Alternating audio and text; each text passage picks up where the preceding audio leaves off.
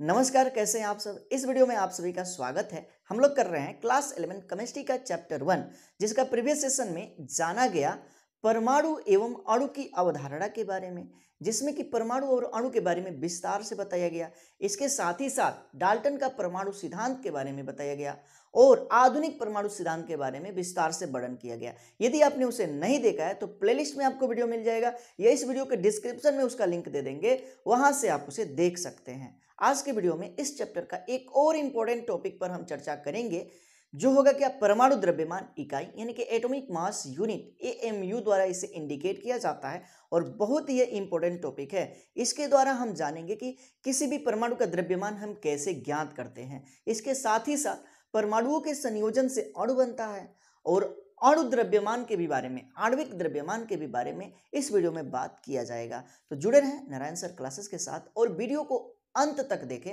सारी चीजें यहाँ पे क्लियर हो जाएंगी और आप किस प्रकार से परमाणु द्रव्यमान निकाला जाता है और आणविक द्रव्यमान कैसे हम ज्ञात करते हैं किसी भी सूत्र से, किसी भी अणु से, इसके बारे में आपको पूर्ण जानकारी मिल जाएगी। तो शुरू कर देते हैं आज का सेशन और जानेंगे क्या, तो परमाणु द्रव्यमान इकाई के बारे में। और वही चीज यहाँ पे क्या है, नोटेड भी है, परमाणु द्रव्यमान इकाई यानी कि एटॉमिक मास यूनिट।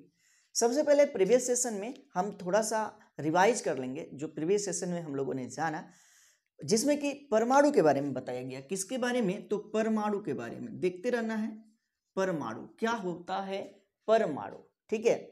तो बताया गया कि किसी भी तत्व का वह सूक्ष्मतम इकाई, किसी भी तत्व का वह सूक्ष्मतम इकाई जो रासायनिक अभिक्रिया में भाग ले सकता है परंतु स्वतंत्र अवस्था में नहीं रह सकता है और रासायनिक अभिक्रिया के दौरान विभाजित भी नहीं होता है, ठीक है।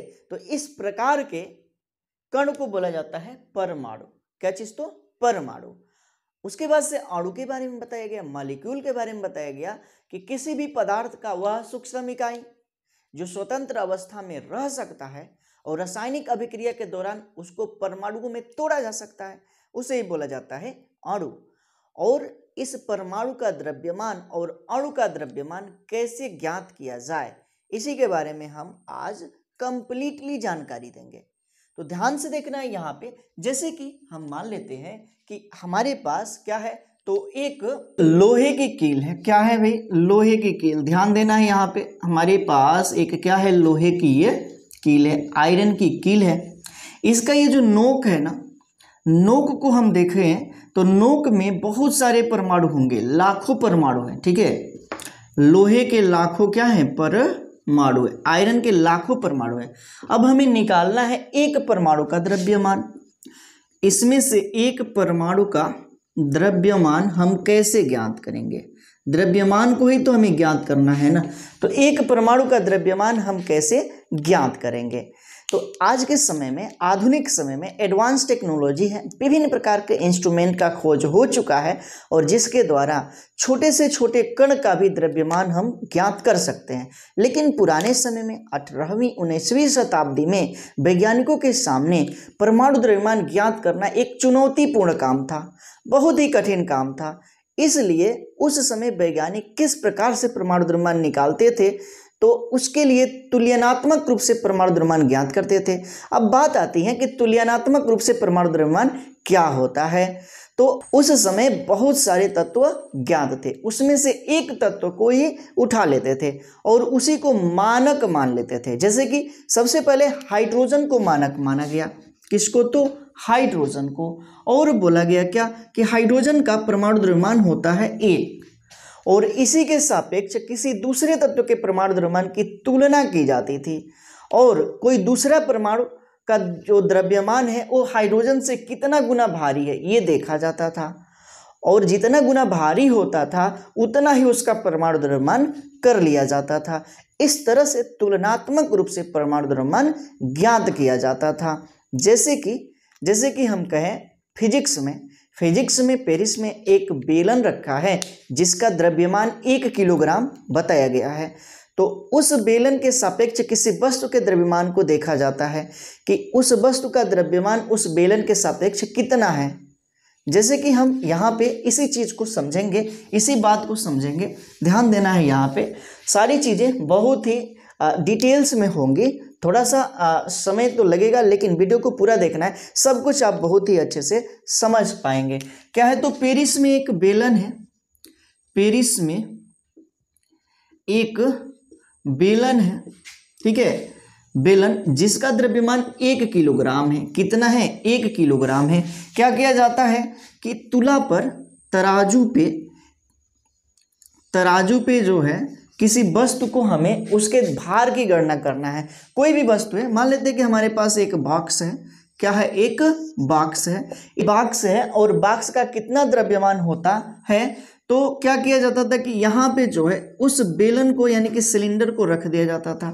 एक बेलन यानी कि सिलेंडर को रख दिया जाता था। जितना बेलन या सिलेंडर रखा जाता था, जितना, वही जो संख्या थी उतने ही किलोग्राम इस बॉक्स का द्रव्यमान बताया जाता था। जैसे कि हम यहाँ पे लिखे, बॉक्स का द्रव्यमान बराबर क्या होगा, तो मान लेते हैं कि ये 20 बॉक्स हैं। कितने बॉक्स हैं? तो 20 गुणे किसका द्रव्यमान, तो बेलन का द्रव्यमान, बेलन का द्रव्यमान।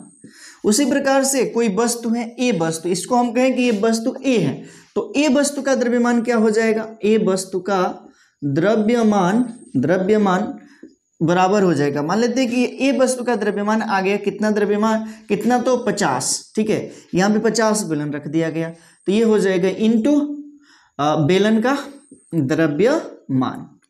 द्रव्यमान। उसी प्रकार से ये कोई वस्तु बी है, कौन सी वस्तु है, बी है, इसका द्रव्यमान हमें ज्ञात करना है, तो वस्तु बी का द्रव्यमान बराबर हो जाएगा। अब इस वस्तु के सापेक्ष, बी के सापेक्ष कितना बेलन रखा गया, कितना बेलन रखा गया, बेलनों की संख्या मान लेते हैं कि 70 रखा गया, तो 70 इंटू बेलन का द्रव्यमान।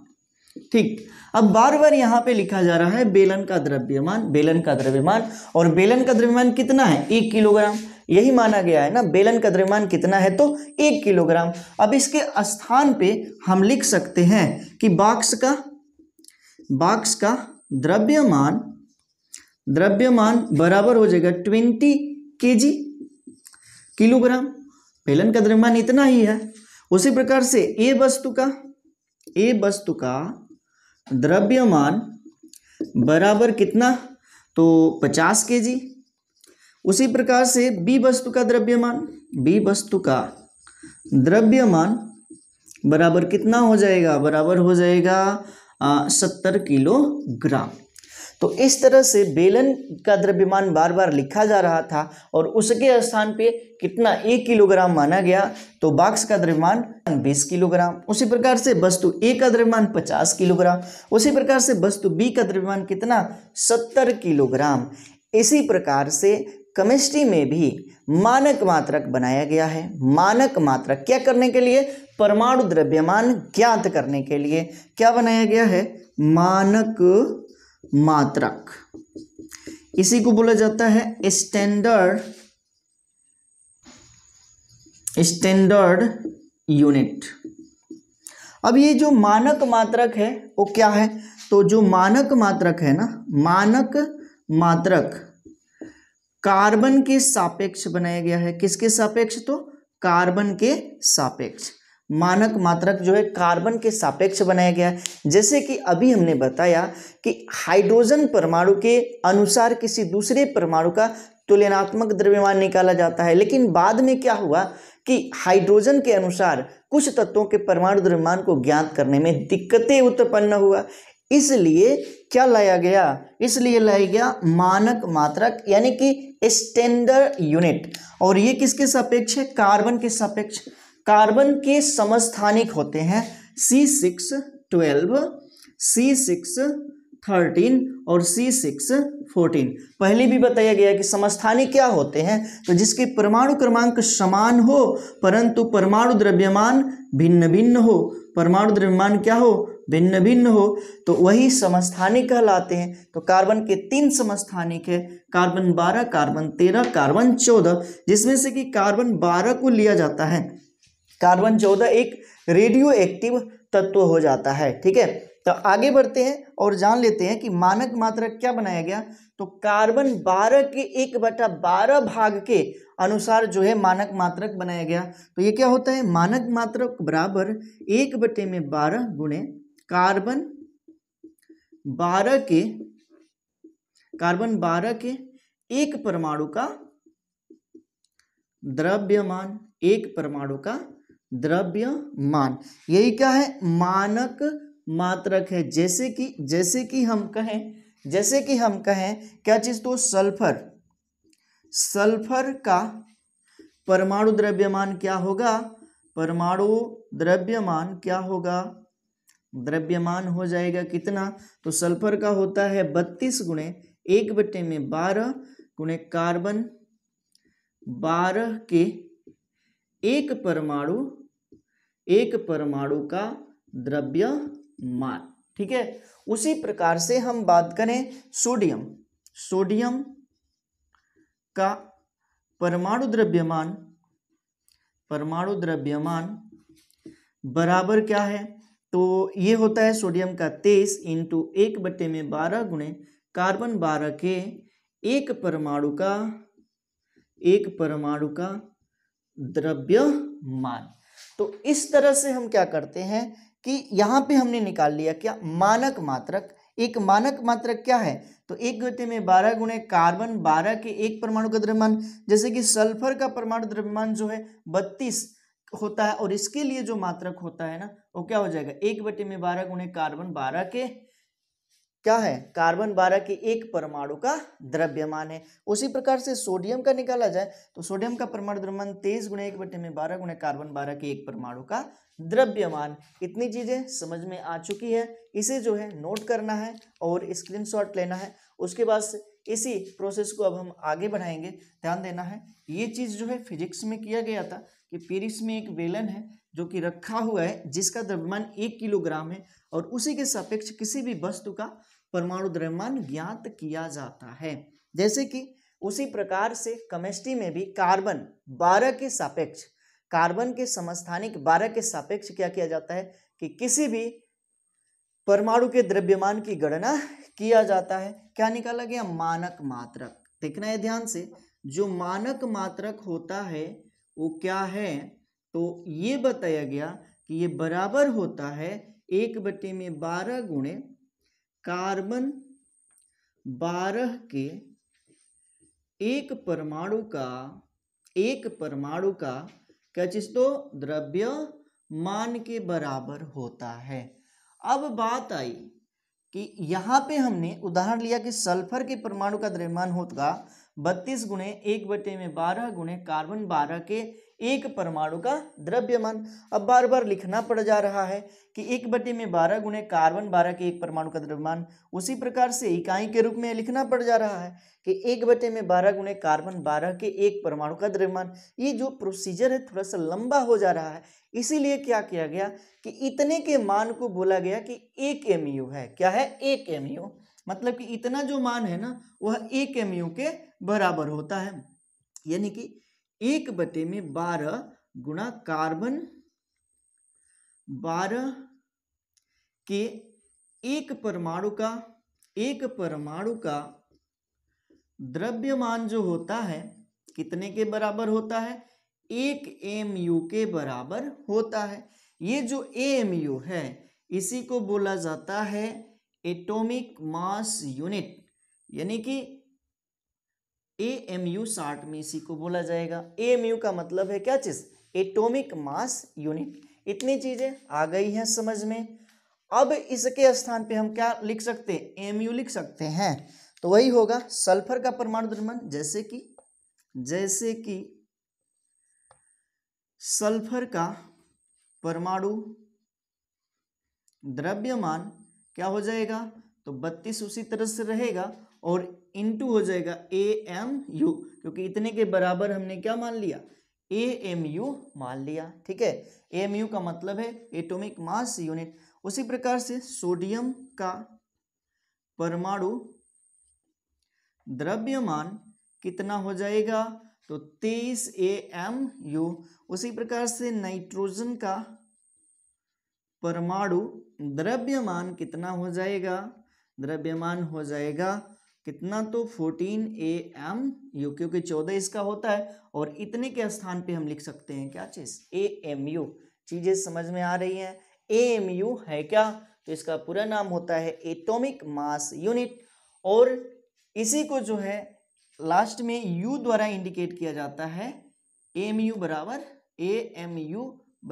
U का मतलब है यूनिफाइंग मास, यूनिफाइंग मास। आगे हम इसके बारे में वर्णन करेंगे। तो यहाँ तक आपने समझ लिया, यहाँ तक समझ लिया। अब आगे देखा जाए, अब आगे क्या हुआ, अब आगे क्या हुआ कि यहाँ पे कार्बन 12 के एक परमाणु का द्रव्यमान 1/12 गुणे कार्बन 12 के एक परमाणु का द्रव्यमान होता है 1 MU के। अब आगे निकाला गया क्या, तो कार्बन 12 के एक परमाणु का द्रव्यमान, क्योंकि इसी समय केमिस्ट्री के क्षेत्र में एक क्रांति आई और एक ऐसे इंस्ट्रूमेंट का खोज हुआ जिसे बोला जाता है मास स्पेक्ट्रोमीटर। क्या चीज, तो मास स्पेक्ट्रोमीटर, मास स्पेक्ट्रोमीटर। और ये क्या करता था, छोटे से छोटे कण के द्रव्यमान को भी मेजर कर सकता था, माप सकता था। और इसी तरह से इसी के द्वारा क्या किया गया कि कार्बन 12 के एक परमाणु का द्रव्यमान ज्ञात किया गया, किसके द्वारा, मास स्पेक्ट्रोमीटर द्वारा। यानी कि कार्बन 12 के एक परमाणु का द्रव्यमान क्या होता है, कितना मापा, 1.99 गुणे 10 पर घात -23 ग्राम, कितना, तो 23 ग्राम। इस मास स्पेक्ट्रोमीटर से ये काम हुआ कि कार्बन 12 के एक परमाणु का द्रव्यमान इतना। अब कार्बन 12 के एक परमाणु का द्रव्यमान जो है इतना आया, कितना, तो वही चीज यहाँ पे लिखा जाएगा कि 1/12 गुणा कार्बन 12 के एक परमाणु का जो द्रव्यमान है वो कितने के बराबर है, 1 MU के बराबर है। यानी कि 1 AMU बराबर इतना होगा, यही होगा ना, 1 MU बराबर 1/12 गुणे कार्बन 12 के एक परमाणु का द्रव्यमान। अब इतने का जो मान है स्पेक्ट्रोमीटर ने माप करके दिया, कितना, 1.99 गुणे 10 पर घात -23 ग्राम। तो लिखा जाएगा यहाँ पे 1 MU बराबर 1/12 गुणा 1.99 गुणे 10 पर घात -23 ग्राम। अब बात करें कि 1 MU बराबर क्या हो जाएगा, 1 MU बराबर 1.99 गुणे 10 पर घात -23 और बटे में ये होगा 12, यही होगा ना, इसमें 1 का गुणा किया जाएगा तो वही होगा, और बटे में हो जाएगा 12। इसको लिखा जा सकता है 1.2 गुणे 10। अब इसी चीज को हम यहाँ पे लिख सकते हैं 1.99 इंटू 10 टू द पावर -24 अपान 1.2। अब इतने का जो मान आया वो कितना आया, इसको इसमें जो है भाग दिया जाएगा तो आता है कितना, 1.66 गुणे 10 पर घात -24 ग्राम। ठीक है, तो 1 MU का मान यहाँ से निकल गया, 1 MU का मान यहाँ से निकल गया।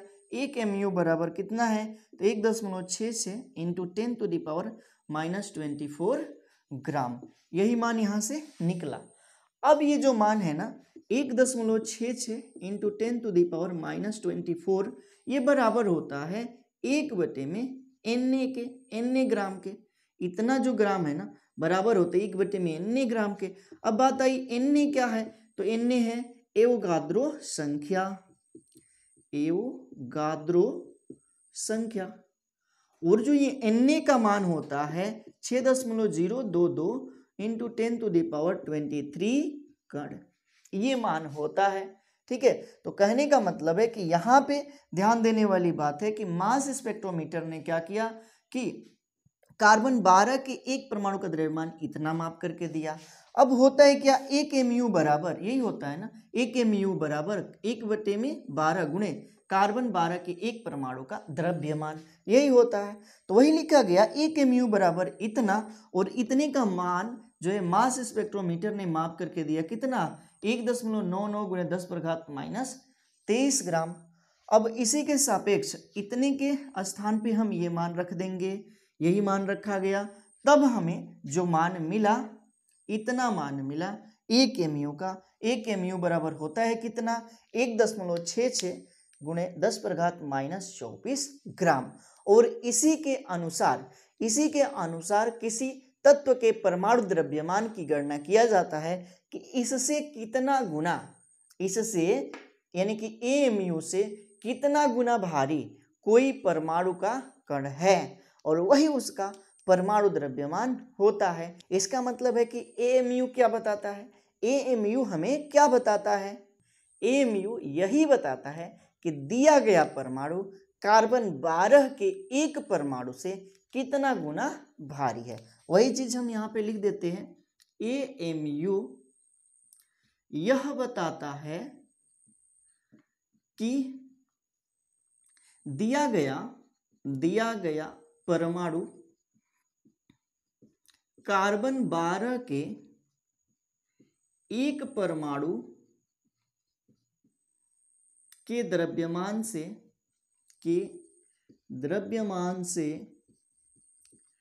कितना गुना भारी है, कितना गुना भारी है।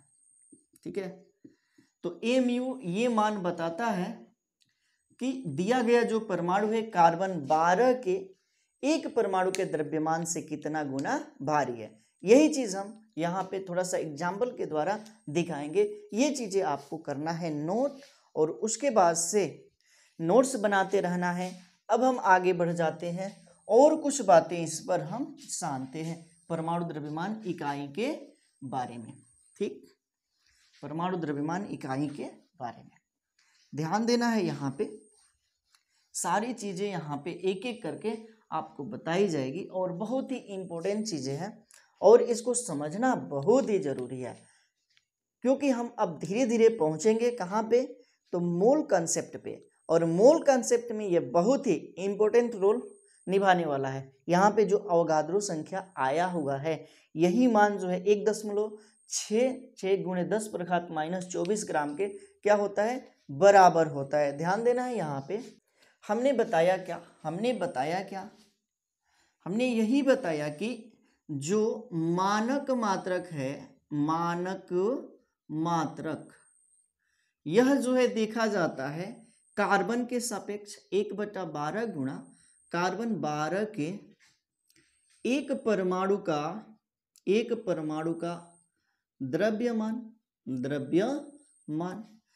अब इतना जो है 1 mu के बराबर होता है, यानी कि 1 AMU बराबर 1/12 गुणा कार्बन 12 के एक परमाणु का द्रव्यमान। उसके बाद से जो इतने का जो मान है वो 1 mu के बराबर है। मास स्पेक्ट्रोमीटर ने क्या किया, इतने का मान दे दिया, कितना, तो बताया गया कि इतने का जो मान दे दिया गया वह मान आया 1.99 गुणा 10⁻⁻23 ग्राम। ये मान हम यहाँ पे रख देते हैं। 1 AMU बराबर 1/12 गुणे इतने का जो द्रव्यमान है 1.99 गुणे 10⁻⁻23 ग्राम। उसके बाद से क्या हुआ, यदि हम इसको हल करें तो ये मान आ जाता है 1 MU बराबर 1.66 गुणे 10⁻⁻24 ग्राम। यही चीज यहाँ पे दिखाया गया है कि 1 MU बराबर 1.66 गुणे 10⁻⁻24 ग्राम। यही चीज यहाँ पे दिखाया गया है। अब ये जो मान होता है ना 1.66 गुणे 10⁻⁻24, वह मान होता है 1/Na ग्राम के। अब यहाँ पे Na क्या है, अवगाद्रो संख्या है, और यही अवगाद्रो संख्या कितनी होती है, तो 6.022 गुणे 10⁻23 कण है, और इसी का उपयोग होगा मोल कंसेप्ट में। तो चीजों को क्लियर करते चलना है यहाँ पे। अब यहाँ पे हमारे पास 1 MU का मान इतना आ गया। इसका मतलब क्या है, इसका मतलब यही होगा कि मान लेते हैं कि हमारे पास क्या है, तो हमारे पास है सोडियम। क्या है, सोडियम। इसका परमाणु द्रव्यमान हमें ज्ञात करना है, परमाणु द्रव्यमान हमें ज्ञात करना है। तो इसका परमाणु द्रव्यमान बराबर हो जाएगा, इसका जो होता है 23 होता है और इंटू हो जाएगा 1/12 गुणे कार्बन 12 के एक परमाणु का द्रव्यमान, यही बताया गया, एक परमाणु का द्रव्यमान। अब इतने का जो मान है ना AMU के बराबर होता है, यही बोला गया, इतने का मान कितने के बराबर है, AMU के। अब इसको हम हटा करके इसके स्थान पे AMU लिख सकते हैं। अब ये जो 1 MU है इसका मान आ गया कितना, 1 MU का मान आ गया 1.66 गुणे 10⁻⁻24 ग्राम। तो वही AMU के स्थान पर हम लिख देते हैं 1.66 गुणे 10⁻⁻24 ग्राम। ये हो जाएगा सोडियम का परमाणु द्रव्यमान। इसी प्रकार से यदि हम बात करें नाइट्रोजन का परमाणु द्रव्यमान क्या होगा, द्रव्यमान हो जाएगा, तो नाइट्रोजन का होता है 14 इंटू 1.66 गुणे 10⁻⁻24 ग्राम। उसी प्रकार से हम बात करें सल्फर का परमाणु द्रव्यमान, तो ये हो जाएगा कितना, तो सल्फर का होता है 32 इंटू 1.66 इंटू 10⁻⁻24 ग्राम। तो इस तरह से क्या करते हैं, किसी भी परमाणु के परमाणु द्रव्यमान की गणना करते हैं यदि हमें 1 MU का मान ज्ञात है तो, 1 MU का मान ज्ञात है तो। अब हम आगे और भी कुछ चीज़ों के बारे में जानेंगे, और भी कुछ चीज़ों के बारे में हम यहाँ पे डिस्कशन करेंगे। यहाँ तक जो है हम लोगों ने समझ लिया कि 1 MU का मान इतना होता है 1.66 गुणे 10⁻⁻24 ग्राम। जैसे कि सोडियम का परमाणु द्रव्यमान निकाला गया तो इतना, उसी प्रकार से नाइट्रोजन का परमाणु द्रव्यमान निकाला गया तो इतना। यानी कि कहने का मतलब है कि इसी के सापेक्ष किसी भी परमाणु के परमाणु द्रव्यमान की गणना किया जाता है। और यही चीज बताया गया कि MU क्या बताता है, तो किसी दिए हुए परमाणु का जो द्रव्यमान होता है कार्बन 12 के एक परमाणु के द्रव्यमान से कितना गुना भारी है, यही बताता है ना। वही चीज अब हम यहाँ पे वर्णन करेंगे, ध्यान देना है सारी चीजों पर। जैसे कि हम कहें कि हाइड्रोजन का AMU में परमाणु द्रव्यमान ज्ञात करना है। हाइड्रोजन का आपको परमाणु द्रव्यमान किस में ज्ञात करना है, AMU में, ठीक है, AMU में। तो जो हाइड्रोजन का परमाणु द्रव्यमान होता है 1.6736 इंटू 10⁻⁻24 और बटे में हो जाएगा हाइड्रोजन के, यहाँ इसका AMU का मान कितना, 1.66 इंटू 10⁻⁻24। और इसको यदि हम हल करें और इसी को यदि हम क्या करें, कैलकुलेट करें, तो यह मान आ जाता है 1.0078, या इसी को हम लिख सकते हैं कितना, तो 1.008 AMU, या इसी के स्थान पे हम लिख सकते हैं 1.008 U का मतलब है यूनिफाइंग मास, U का मतलब क्या है, यूनिफाइंग मास। इसी तरह से जो है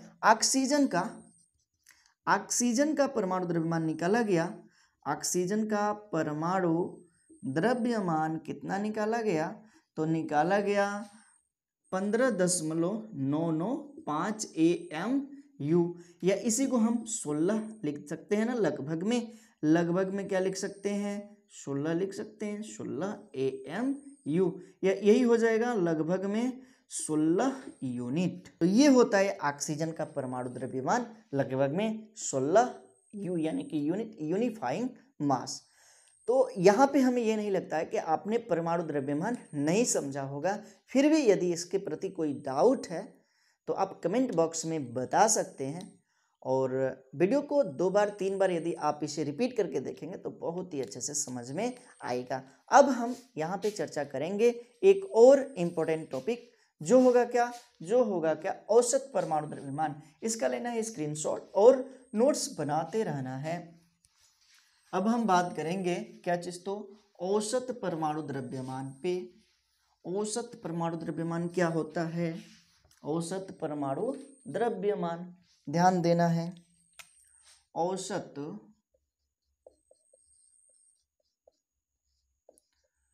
परमाणु द्रव्यमान, इसी को बोला जाता है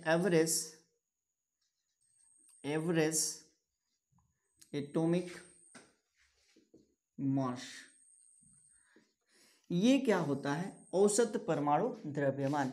जैसा कि हमने प्रीवियस वीडियो में बताया हुआ है समस्थानिक के बारे में। समस्थानिक क्या होते हैं?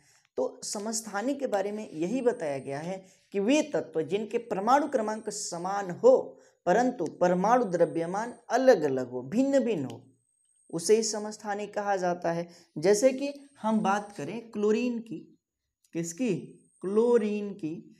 तो क्लोरीन की जो है दो समस्थानिक ज्ञात है, एक क्या है Cl35 और एक है Cl35 और एक है Cl कितना तो 37, लेकिन परमाणु क्रमांक 17 ही है दोनों का। तो क्लोरीन 35 और क्लोरीन 37, क्लोरीन के दो समस्थानिक है तो परमाणु क्रमांक समान लेकिन परमाणु द्रव्यमान अलग अलग, इसे ही बोला जाता है समस्थानिक। अब ये वाला जो है ना इस प्रकृति में 75% ज्ञात है और ये वाला जो है ना समस्थानिक वह कितना परसेंट ज्ञात है? तो 25% ज्ञात है। ये बातें आपको याद रखनी है। यदि समस्थानिकों का द्रव्यमान ज्ञात है और उसका परसेंटेज ज्ञात है तब हम इससे निकालेंगे क्या चीज? औसत परमाणु द्रव्यमान। इसी के लिए एक फार्मूला आता है, क्या? तो औसत परमाणु जो द्रव्यमान है वह बराबर होता है किसके? तो यह बराबर होता है m1x1 प्लस m2x2 बटे में 100 के। यदि समस्थानिकों की संख्या अधिक है तो ये प्लस करके डॉट डॉट डॉट हम यहाँ पे लगा सकते हैं, ठीक है। तो ये हो जाएगा m3x3, और अधिक है तो हो जाएगा कितना? m4x4, चलते जाएगा प्लस करके, ठीक है। तो इस सूत्र की सहायता से हम क्या करते हैं? औसत परमाणु द्रव्यमान ज्ञात करते हैं। जैसे कि यहाँ पे हमें निकालना है क्लोरीन का औसत परमाणु द्रव्यमान। क्लोरीन का औसत परमाणु द्रव्यमान बराबर हो जाएगा, यहाँ पे जो m1 है ना वह एक समस्थानिक का भार है और x1 क्या है? तो उसी समस्थानिक का परसेंटेज कितना प्रतिशत में यहाँ पे पाया जा रहा है। m2 क्या है? तो उसके दूसरे समस्थानिक का द्रव्यमान है और x2 क्या है? तो उसी का परसेंटेज है, ठीक है। तो वही चीज यहाँ पे हम लिख देते हैं। तो m1 है 35 इंटू 75 प्लस m2 क्या है? 37 और x2 क्या है? 25 इंटू 25 और बटे में हो जाएगा कितना? 100। तब यह जो मान है ना यह मान आता है कितना? तो यह मान आ जाता है 35.5। तो ये क्या है? एक एवरेज है, एवरेज एटॉमिक मास है, यानी कि ये जो है औसत परमाणु द्रव्यमान है किसका? क्लोरीन का। इसके समस्थानिकों में से इसे निकाला गया है, इसे आपने समझ लिया होगा। इसी पर जो है नीट में एक क्वेश्चन पूछ लिया गया था 2009 में। वह क्वेश्चन क्या है? उस क्वेश्चन को अब हम यहाँ पे नोट कर लेते हैं पहले और उसके बाद से उस क्वेश्चन को हम हल करेंगे, ठीक है। तो औसत परमाणु द्रव्यमान पर एक क्वेश्चन हम देख लेते हैं, क्या है? इसको पूछा गया है नीट 2006 में, 2009 में, ठीक है ना। क्वेश्चन ये आया हुआ था नीट 2009 में। उस समय ये जो नीट है AIPMT के नाम से जाना जाता था, ठीक है। अब देखा जाए ये क्वेश्चन क्या कह रहा है? कह रहा है कि किसी स्थान पर आयरन के 3 समस्थानिक, किसी स्थान पर आयरन यानी कि Fe के 3 समस्थानिक, ये कौन कौन से हैं? 3 समस्थानिक Fe54, Fe56 और Fe57। परमाणु क्रमांक होता है इसका 26 26 और 26 देख लेना है यहाँ पे क्या है ये। तो परमाणु क्रमांक समान है लेकिन परमाणु द्रव्यमान अलग अलग है, तो समस्थानिक ही हुआ। तो कहने का मतलब है कि किसी स्थान पर आयरन के 3 समस्थानिक क्रमशः 5%, 90% और 5% है। अतः आयरन का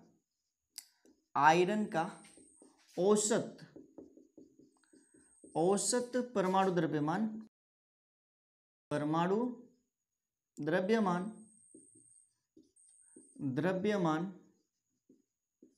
द्रव्यमान क्या होगा। तो ये है क्वेश्चन। किसी स्थान पर आयरन यानी कि Fe के 3 समस्थानिक 54, Fe 54, Fe 56, Fe 57 क्रमशः 5%, 90% और 5% है। अतः आयरन का औसत परमाणु द्रव्यमान क्या होगा। औसत परमाणु द्रव्यमान पूछा जा रहा है और इसमें ऑप्शन भी दिया है। ऑप्शन नंबर फर्स्ट कितना है 55.85, सेकेंड है 55.95, थर्ड ऑप्शन 55.75 और फोर्थ है 55.05। तो ये 4 ऑप्शन था और इसमें बताना था कि कौन सा है सही। तो ये यहाँ पे ध्यान से देखना है, इसको हमें करना है हल करना है। तो ध्यान देना है, ये वाली जो द्रव्यमान है ना, ये m से इसको प्रदर्शित करते हैं और ये जो परसेंटेज है उसको x से प्रदर्शित करते हैं। यही चीज बताया गया, यानी कि सूत्र बताया गया था औसत परमाणु द्रव्यमान बराबर कितना होता है m1x1 plus m2x2 plus m3x3 बटे में 100।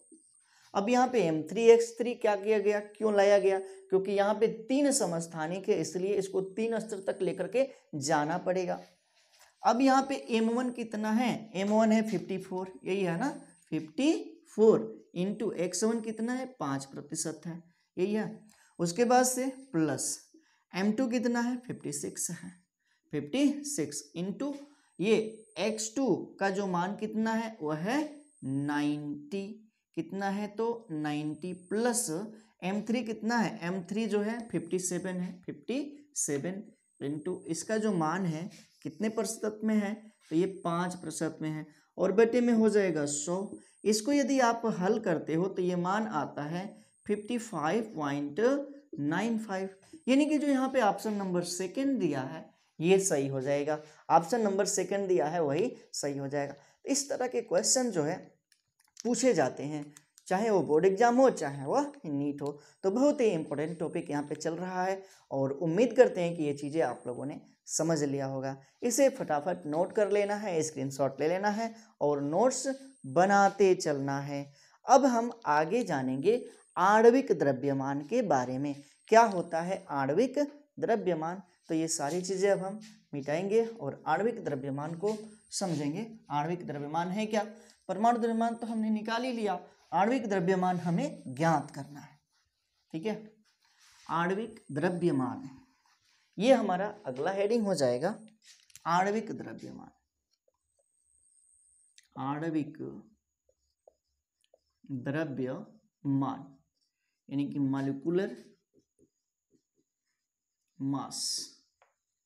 ठीक है, आणविक द्रव्यमान के बारे में हमें अब जानकारी प्राप्त करनी है। तो आपको पहले भी हमने बता रखा है कि अणु का निर्माण परमाणुओं से हुआ है और अभी हमने परमाणु द्रव्यमान के बारे में बात किया। यदि एक अणु में परमाणु है जितने सारे, उन परमाणुओं के द्रव्यमानों को यदि हम जोड़ लेते हैं तो उसका आणविक द्रव्यमान हमें ज्ञात हो जाता है। जैसे कि इसी को हम यहाँ पे लिखेंगे कि किसी अणु में उपस्थित, इसको हम यहाँ पे नोट करते हैं, किसी अणु में उपस्थित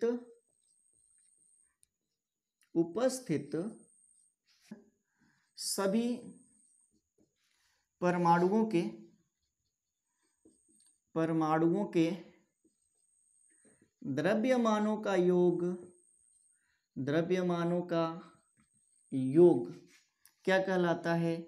आणविक द्रव्यमान कहलाता है, आणविक द्रव्यमान कहलाता है।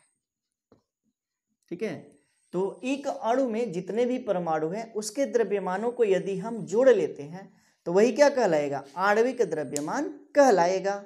जैसे कि हम उदाहरण से समझते हैं, जैसे कि हमें ज्ञात करना है मीथेन का, मीथेन इसका सूत्र होता है CH4 का आणविक द्रव्यमान हमें ज्ञात करना है। आणविक द्रव्यमान क्या होगा? तो ध्यान देना है, इसमें क्या है? कार्बन है और हाइड्रोजन है। तो मीथेन का जो आणविक द्रव्यमान होगा, मीथेन का आणविक द्रव्यमान यानी कि CH4 का आणविक द्रव्यमान बराबर हो जाएगा, द्रव्यमान बराबर हो जाएगा, कार्बन परमाणु की संख्या कितनी है? 1 है, और इंटू हो जाएगा किसका? तो कार्बन का परमाणु द्रव्यमान, द्रव्यमान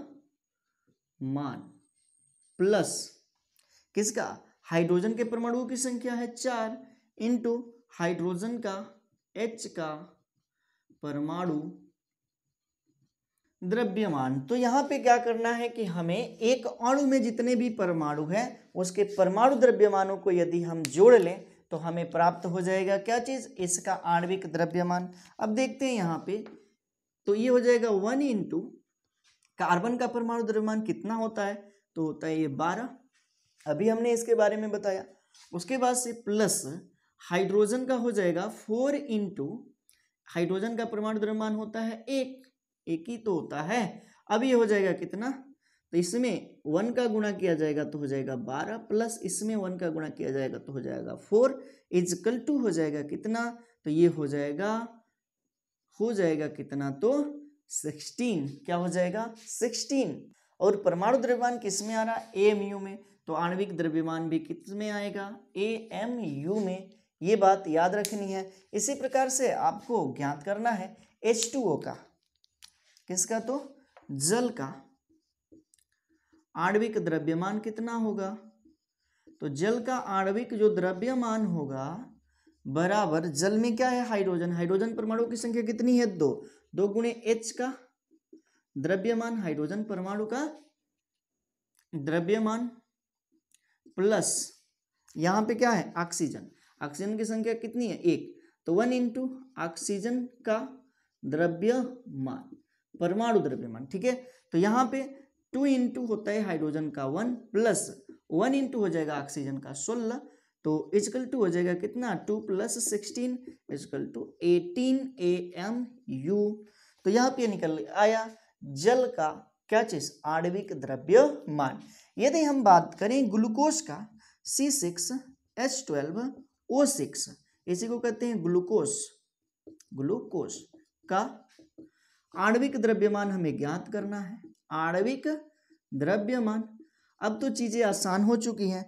कार्बन परमाणु की संख्या है कितनी? 6 इंटू कार्बन का परमाणु द्रव्यमान प्लस यहाँ पे क्या है? हाइड्रोजन, हाइड्रोजन की संख्या है 12 इंटू हाइड्रोजन का परमाणु द्रव्यमान, और ऑक्सीजन की संख्या है 6 इंटू ऑक्सीजन का परमाणु द्रव्यमान। अब यहाँ पे ध्यान देना है, कार्बन का होता है 12, तो 6 इंटू 12 और प्लस ये होगा 12 इंटू हाइड्रोजन का होता है 1 प्लस इसका हो जाएगा 6 इंटू ऑक्सीजन का होता है 16, यही होता है। अब यहाँ पे देख लेना है क्या होगा, तो ये हो जाएगा 72 प्लस 12 प्लस 96, ये होगा। जोड़ लेते हैं, इसको जोड़ लेते हैं। जोड़ने में क्या जाता है, तो 6 और 2 8 और 2 10, 0 हो जाएगा, और ये हो जाएगा 10 11 और 7 18, कितना आ गया? 180 AMU। क्या आ गया? 180 AMU। ये किसका है? तो ग्लूकोज का आणविक द्रव्यमान है। तो हमने बताया कि आणविक द्रव्यमान निकालने के लिए कि अणु का निर्माण परमाणुओं से होता है, तो एक अणु में जितने भी परमाणु है ना, उनके परमाणुओं के द्रव्यमानों को जोड़ लीजिए आप, और जोड़ने के बाद से जो आएगा वही उसका कहलाएगा आणविक द्रव्यमान चीजें समझ में आ चुकी होगी। तो इस वीडियो में हम लोगों ने जाना परमाणु द्रव्यमान और आणविक द्रव्यमान कैसे ज्ञात किया जाता है इसके बारे में। तो इस वीडियो में इतना ही रहने देते हैं। अगले वीडियो में हम शुरू करेंगे बहुत ही इंपॉर्टेंट टॉपिक जो होगा मोल कॉन्सेप्ट, यानी कि मोल अवधारणा। मोल क्या होता है पहले भी बताया गया है कि पदार्थ को जिसमें मापा जाता है वह मोल है। पदार्थ की मात्रा का जो मात्रक होता है वही है मोल, और वही मोल कॉन्सेप्ट के बारे में हम अगले वीडियो में बात करने वाले हैं। तो इस वीडियो में इतना ही, मिलेंगे अगले वीडियो में बहुत ही जल्द। तब तक के लिए thank you, thanks for watching. जुड़े रहें नारायण सर क्लासेस के साथ।